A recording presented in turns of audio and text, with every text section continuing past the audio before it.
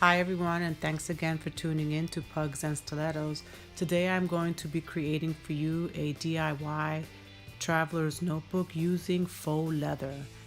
I actually saw a young lady on YouTube from the channel Reese Boutique do a similar faux leather journal such as this one. So as I usually do, my TNs are a similar measurement to the B6. So my measurements are generally 10 3/4 width and 7 1/4 in length.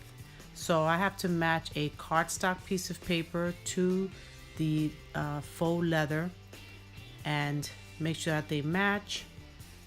And then I'm going to be using the scraps to create the pockets for the inside of the traveler's journal.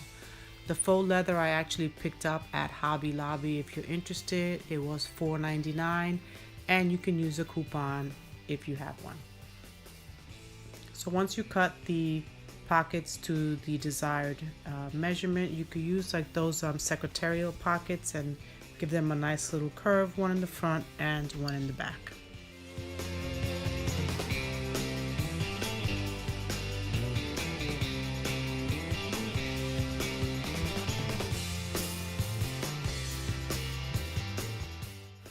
So once you have all of your papers cut out and your measurements set up to desired measurements, you're going to use your Mod Podge to adhere the cardstock to the faux leather.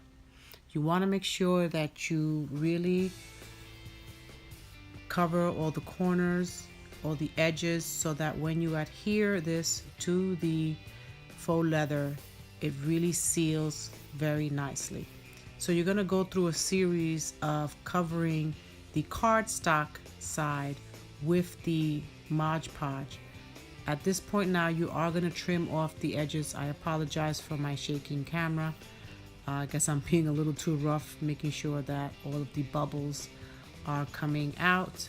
And as you can see, there a little corner that needed a little extra glue. Just make sure that all of those corners are really glued down very nicely.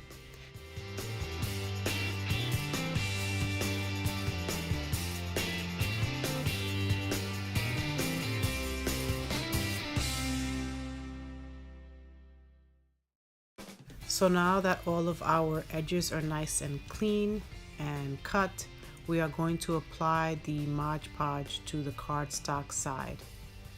You really want to make sure that once you give it a nice coating all over the cardstock side, that you want to go and cover all of the edges, lift up the journal and paint around all of the edges of the journal.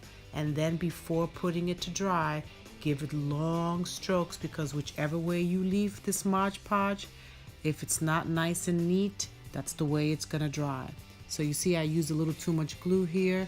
Let's not be wasteful. Take that glue and squeeze it right back into the jar. By the way, this Mod Podge, the small bottle, I ended up purchasing for $1 at the Dollar Tree.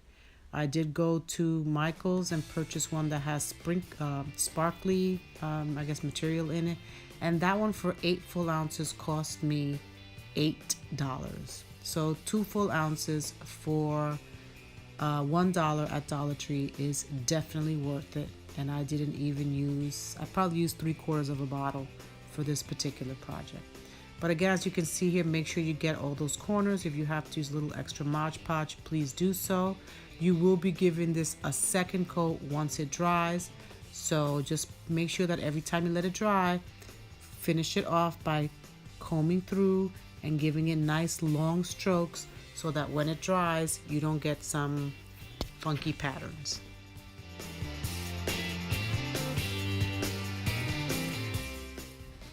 We're going to continue with the same pattern for the pockets. Same thing, you're going to put the Mod Podge on the cardstock. You're going to adhere it to the faux leather. Then you're going to Mod Podge the other side after you cut all of the edges and make sure that they are nice and even and straight. Try to make sure that you soften and push out any possible bubbles when you attach the cardstock to the faux leather. So as you are, applying the Mod Podge, remember again the corners. And once you finish doing this and attaching it and coating the front side with the cardstock, in this case I did it on one piece, which I'll then have to cut. But this is going to be the same process as the other one that I did, which is all the corners, make sure you get all the edges, give it a nice coating, and don't forget to go and give it the long strokes, because whichever way you leave the Mod Podge, that's the way it's gonna dry.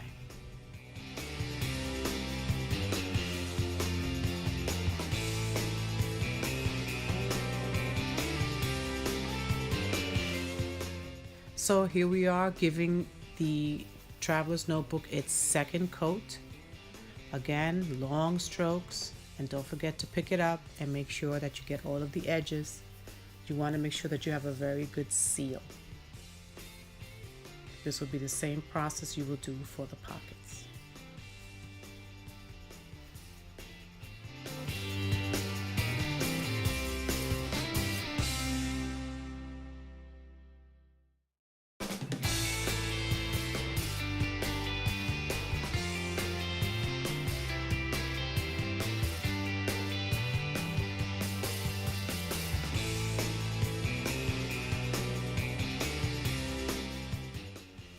So once you have given everything ample time to dry, you want to now check to make sure it really should be dried. If not, it's going to still be very tacky. But now what you're going to do is to start to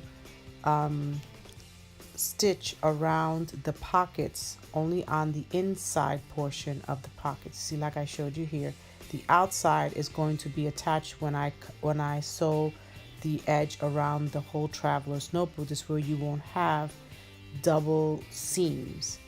So you'll probably see my husband's hand stick out and kind of hold the TN, because I was a little concerned about the needle. But I used a couple of clips to secure the pockets onto the Traveler's Notebook, and then I just started to sew, and I just made one simple seam all the way around. I started at the bottom towards the back, so this way it made it easier to do the finishing stitch towards the back.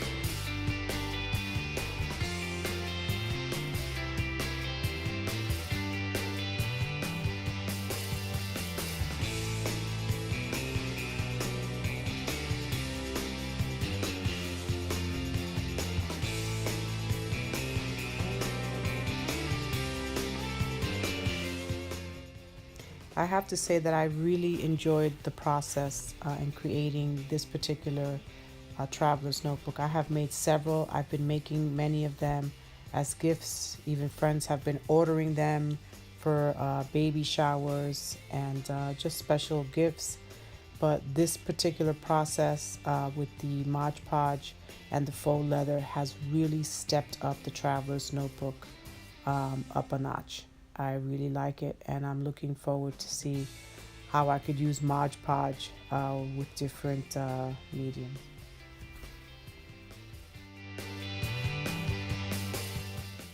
So at this point, we're ready to have the holes punched for the elastic cords that will be going through this journal.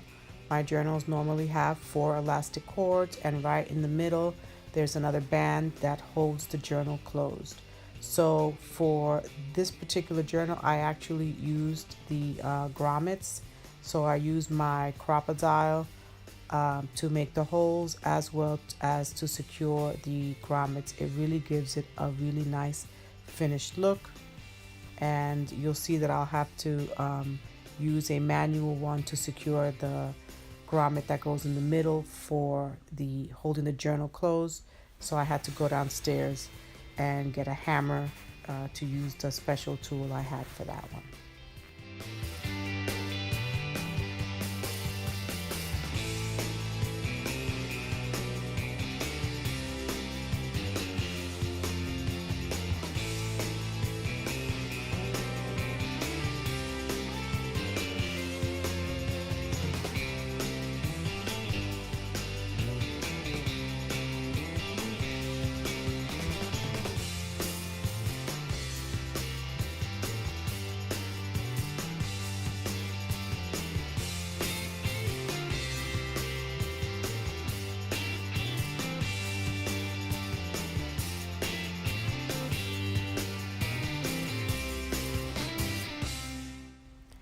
This is that manual tool I had shared that I used to put in the grommet at the center of the book.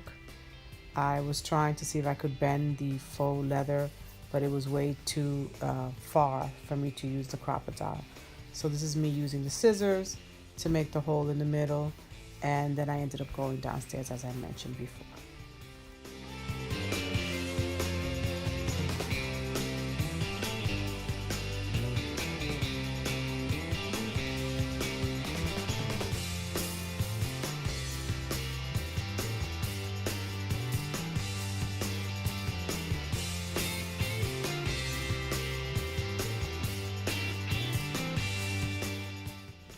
Okay, now that all the grommets are in, I can start to use the elastic cords to lace up the traveler's journal. What I do is I pretty much line up from grommet to grommet about 4.5 pieces. That's the way I measure it. And I just give myself a little extra for when I string it so that I can tie it. But you can see here, I made sure that I included the process. I do have another video where I just showed solely how to lace up your journal, or even change the cords or change the colors if you'd like.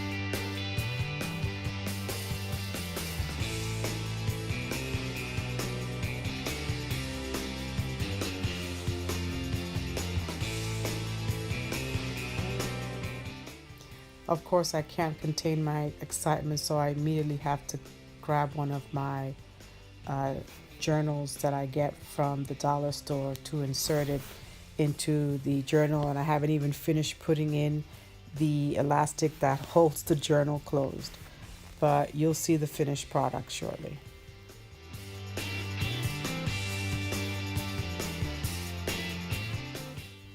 And here you have it, the finished product. I have to say that I am very impressed with the outcome of this traveler's notebook.